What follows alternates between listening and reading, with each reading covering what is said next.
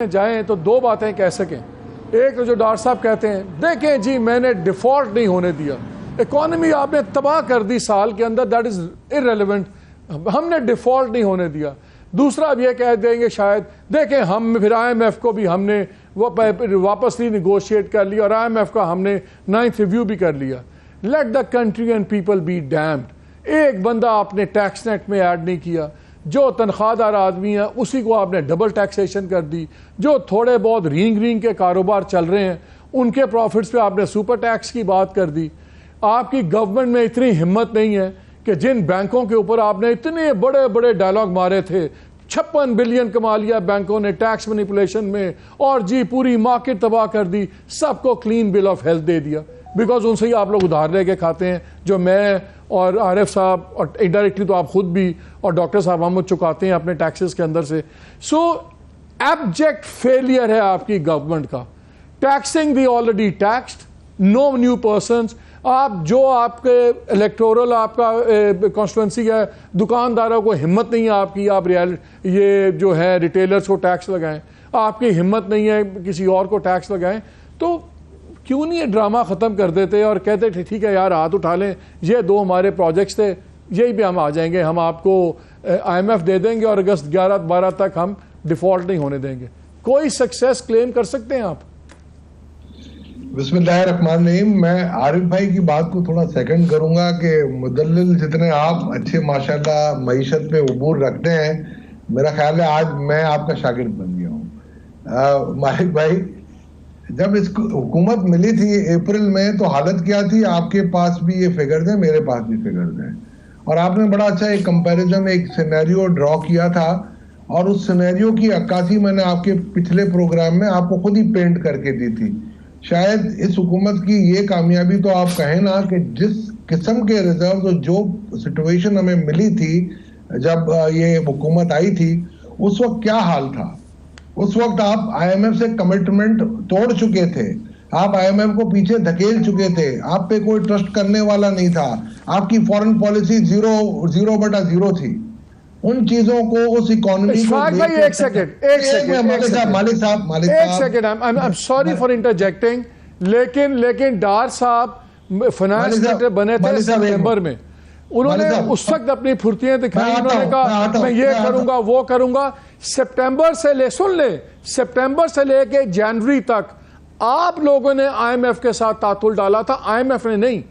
Miftah got booted out in सितंबर, डार साहब आए, ये मुझे बता दें सितंबर से लेके जनवरी तक मैं सवाल कर लेता हूं, आप जवाब दें, ज्यादा बेहतर रहेगा।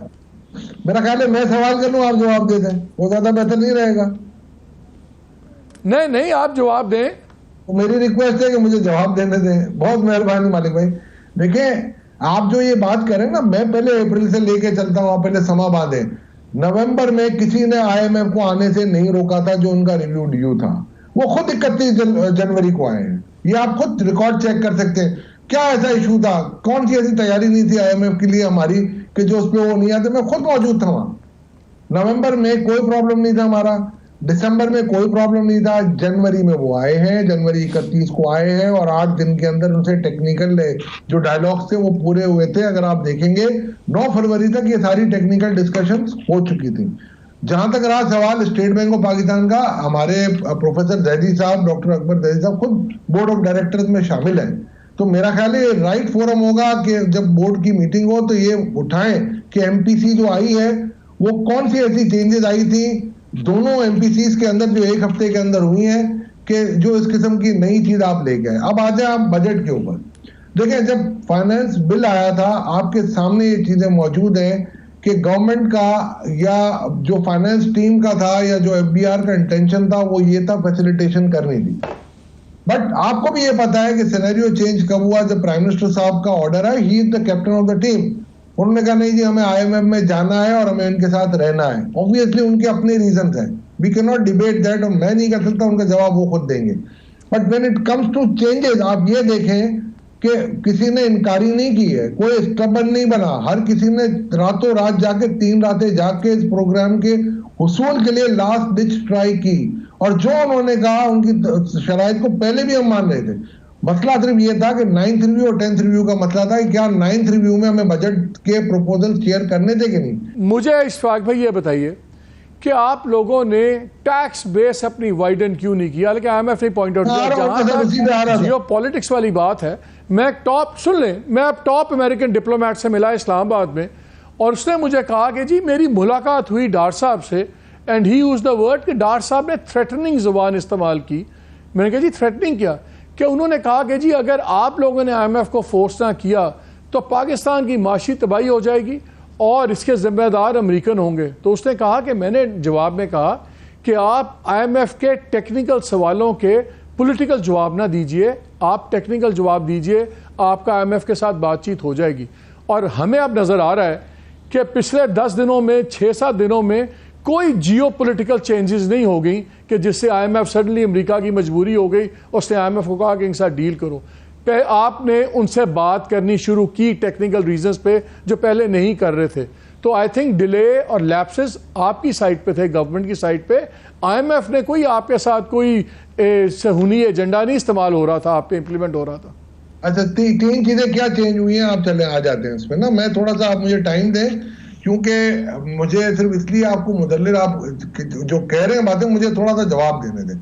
अव्वल तो जो अगर इसहाक डार साहब की और अमेरिकन डिप्लोमेट की कोई बातचीत हुई है, मैं इससे प्रीवी नहीं हूं। आप कह रहे हैं तो बिल्कुल आप इसहाक डार साहब से पूछ सकते हैं। दूसरा, आपने मुझे ये बात की कि कौन से ऐसे टेक्निकल रीजन थे।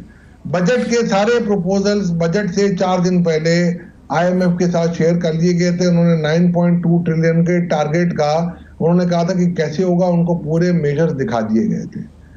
आज भी अगर आप देखें तो सिर्फ 200 और 15 बिलियन के टैक्सेस या तो पुराने जो बजट में थे वो विड्रॉ किए गए, या तो नए कुछ टैक्सेस जो इंक्रीज किए, फर्दर टैक्स टाइप की चीजें वो इंक्रीज की गई। वो इसलिए कि जब वो ये कह रहे थे कि जो $2 बिलियन आप अरेंज करें बिफोर SLA, उसको मिटिगेट करने के लिए 85 अरब के खर्चे कम हुए हैं और 215 अरब के टैक्स विड्रॉ हुए हैं। तो कोई ऐसी नई चीज उन्होंने अभी नहीं कही है, उसको उन्होंने इसको कंपनसेट करने के लिए कहा। दूसरा, उन्होंने जो चीजें कही थी, मॉनेटरी पॉलिसी की जो रेट का आपका एडजस्टमेंट था वो बिल्कुल वो उनका था, वो 3% मांग रहे थे, अब 1% पे उनका एग्री हुआ। एक आध और चीजें जो मेरा ख्याल है चल रही हैं चीजें, उस पर मैं नहीं जाऊंगा डिटेल में, तो बिल्कुल आप इसहाक डार साहब से पूछ सकते हैं। दूसरा, आपने मुझे ये बात की कि कौन से ऐसे टेक्निकल रीजन थे। बजट के सारे प्रपोजल्स बजट से 4 दिन पहले IMF के साथ शेयर कर लिए गए थे। उन्होंने 9.2 ट्रिलियन के टारगेट का उन्होंने कहा था कि कैसे होगा, उनको पूरे मेजर्स दिखा दिए गए थे। आज भी अगर आप देखें तो सिर्फ 200 और 15 बिलियन के टैक्सेस या तो पुराने जो बजट में थे वो विड्रॉ किए गए, या तो नए कुछ टैक्सेस जो इंक्रीज किए, फर्दर टैक्स टाइप की चीजें वो इंक्रीज की गई। वो इसलिए कि जब वो ये कह रहे थे कि जो $2 बिलियन आप अरेंज करें बिफोर SLA, उसको मिटिगेट करने के लिए 85 अरब के खर्चे कम हुए हैं और 215 अरब के टैक्स विड्रॉ हुए हैं। तो कोई ऐसी नई चीज उन्होंने अभी नहीं कही है, उसको उन्होंने इसको कंपनसेट करने के लिए कहा। दूसरा, उन्होंने जो चीजें कही थी, मॉनेटरी पॉलिसी की जो रेट का आपका एडजस्टमेंट था वो बिल्कुल वो उनका था, वो 3% मांग रहे थे, अब 1% पे उनका एग्री हुआ।